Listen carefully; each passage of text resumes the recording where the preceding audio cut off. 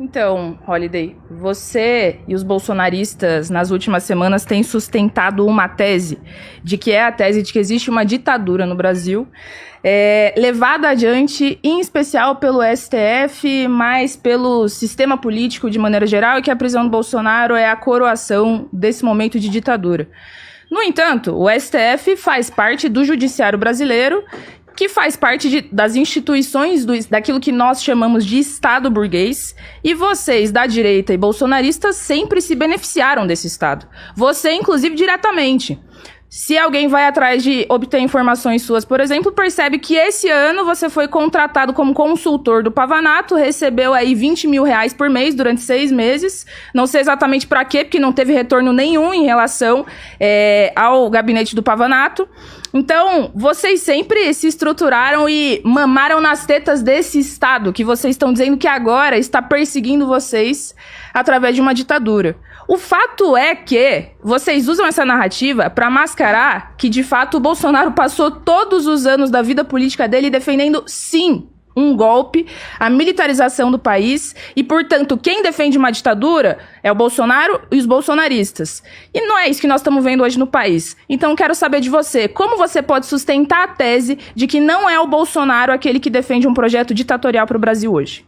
Pronto, Holiday, vamos lá, 5 minutos. Bom, vamos lá. Primeiramente, acho que deixar claro que uma coisa não tem nada a ver com a outra, né? Meu contrato de consultoria com o Pavanato, com a Adrilles e com outros vereadores são públicos, estão lá para quem quiser consultar. E o meu trabalho diz respeito ao que eles precisam no gabinete.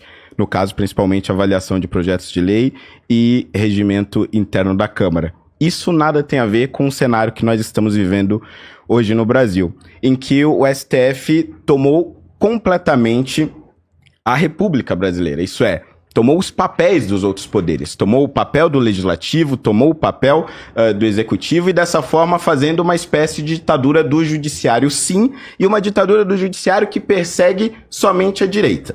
E aí, alguém poderia se perguntar, mas que prova se tem disso? Bom, vamos analisar. Alguns anos atrás, Daniel Silveira foi preso porque fez críticas ferrenhas a ministros do Supremo e até ameaçou fisicamente alguns deles. Algo realmente que não é digno, digamos, do cargo de deputado e que merecia uma reprimenda, talvez até uma suspensão da Câmara. Mas ele está preso há anos por conta disso. Enquanto isso, os colegas da Mande, da esquerda, têm um histórico enorme de violência contra a democracia brasileira, contra a República, sem qualquer punição.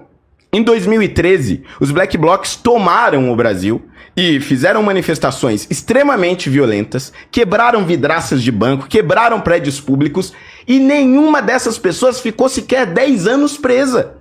Nós temos uma mulher que escreveu com batom numa estátua e que foi condenada a mais de 14 anos de prisão. Nós tivemos um morador de rua que foi preso porque simplesmente estava morando na rua onde aconteciam os protestos. O morador de rua chegou a ser condenado porque aproveitou dos acampamentos em frente ao quartel para comer. Aí eu te pergunto, quantos da esquerda que se manifestaram, invadiram ministérios, tacaram fogo em prédios públicos, sofreram esse tipo de consequência no passado? E vamos lembrar, o Congresso Nacional também foi invadido por eles, sem nenhuma punição. Mais do que isso, alguns dias atrás eu debati com o Jones Manuel, que disse com todas as letras: precisamos pegar cada um dos ministros do Supremo, arrastá-lo pelos cabelos e cuspir. Tem que odiar. Eu pedi para ele repetir aquilo, não teve coragem. Mas o vídeo dele continua circulando. Nenhuma investigação da Polícia Federal, nenhuma condenação pelo Supremo Tribunal Federal. Mas quando é da direita, quando é dos conservadores, aí você prende, aí você tira as redes sociais do ar, aí você tira vídeo do ar. Isso sim é uma ditadura. E é a pior das ditaduras, porque ela acontece na última instância da justiça. O Lula, por exemplo, foi acusado de roubar pessoas, de roubar dinheiro público, pegar, meter a mão nos impostos que as pessoas pagam e colocar no bolso dele. Teve julgamento em primeira instância, foi revisado por desembargadores na segunda instância, foi revisado pelo STJ, foi revisado pelo STF e aí ele foi preso. E depois, por uma maracutaia qualquer, soltaram ele depois de alguns anos. Mas veja, teve todo um caminho de recursos. Contra a direita, não. Ninguém da direita nesses inquéritos está sendo acusado de roubar um centavo sequer. Mas eles são julgados diretamente no Supremo, sem direito a recorrer, e têm que se submeter a essas decisões completamente absurdas. E aí a Mandy e os colegas dela vivem falando, não, mas tem que ser assim mesmo. Bolsonaro tentou um golpe. O Bolsonaro é um fã da ditadura, que ele implantar a ditadura de novo no Brasil. E aí eu aproveito a minha resposta para deixar uma pergunta para você, Mandy. Qual é a prova mesmo, de que Bolsonaro tentou um golpe? Porque é uma acusação muito séria, que precisa de uma prova inequívoca, uma prova que ninguém consiga refutar para que ele possa ser condenado dessa forma. Então eu pergunto, qual é a prova? Perfeito, Mandy. 3 minutos. Não, você vai ter um momento de fazer sua pergunta, mas agora nós estamos aqui debatendo o STF. Veja, é muita cara de pau você vir falar que vocês e o STF são antagonistas se você vai observar a trajetória política dessa instituição em relação à direita e ao Bolsonaro em todos os últimos anos. Vocês, inclusive, nesse momento nomeiam Alexandre de Moraes como o principal inimigo, o antagonista do Bolsonaro, sendo que quem votou para que o Alexandre de Moraes ocupasse a cadeira de ministro do STF foi a direita desse país. Lá em 2017, foi feita a indicação do Alexandre de Moraes pelo Temer, foi a direita que votou nele. Inclusive, naquele momento, a oposição veio do PT. Mas veja, o último ministro do STF indicado foi o Zanin, indicado pelo Lula em 2023. E o Zanin também contou com votos dos senadores da dita oposição de direita da qual você faz parte.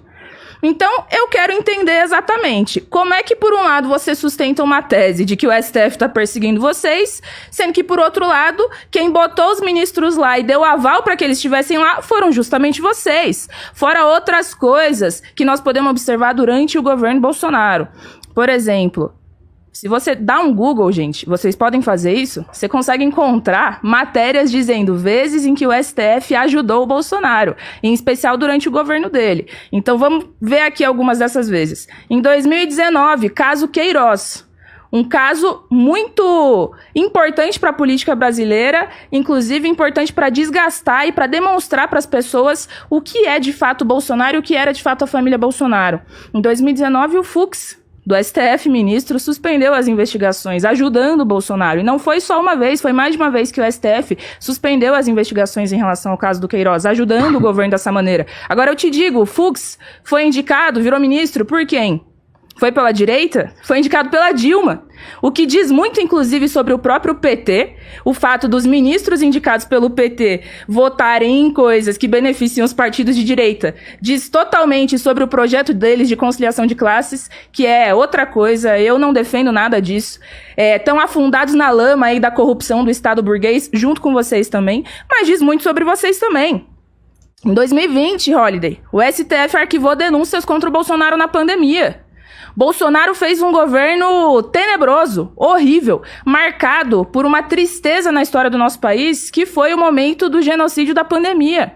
E o STF, naquele momento, ajudou o Bolsonaro e os bolsonaristas, parando as investigações em relação à pandemia e uma série de outras coisas. Então você não vem aqui agora dar uma de repente, todos se voltaram contra vocês, sendo que quem colocou esses ministros lá em cima foram vocês. Até então, vocês estavam todos juntos. Por isso que tem a ver a verba que você recebe. Tem a ver, porque você faz parte dessa maracutaia. Você depende financeiramente, em algum sentido, desse Estado burguês, que serve para sustentação dos interesses dos ricos, dos poderosos, e é por isso que tá todo mundo afundado nessa lama, todo junto. Tá, vai lá, Holiday.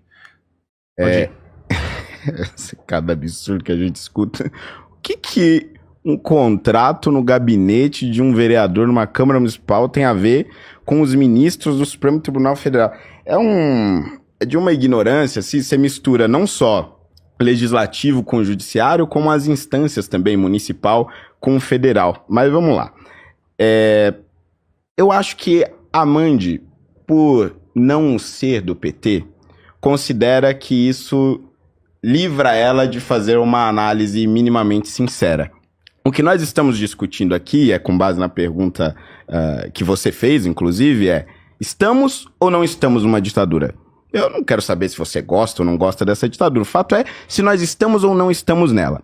O fato de o ministro Alexandre de Moraes ter sido indicado pelo Temer e na época ter contado com uma oposição ferrenha da esquerda e hoje ser esta mesma esquerda que o defende, demonstra justamente que alguma coisa mudou. E demonstra mais, que alguma coisa mudou justamente no governo Bolsonaro.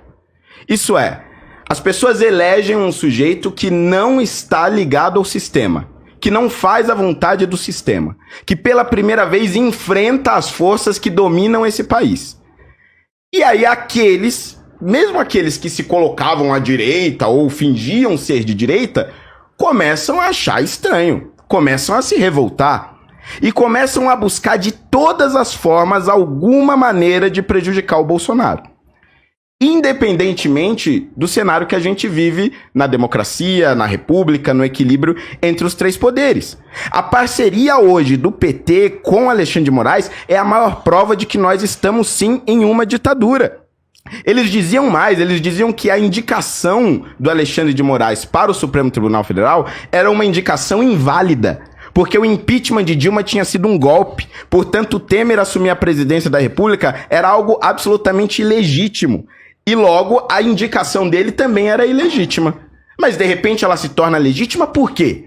Será que é porque ele começou a rasgar a Constituição e entregar tudo nas mãos do PT? Será que é porque ele começou a rasgar o Código Penal e a Constituição para condenar o Bolsonaro a qualquer custo? Será que é porque ele utilizou dos poderes que ele tem enquanto ministro do Supremo para subverter a democracia, para perseguir a direita e dessa forma ajudar o PT?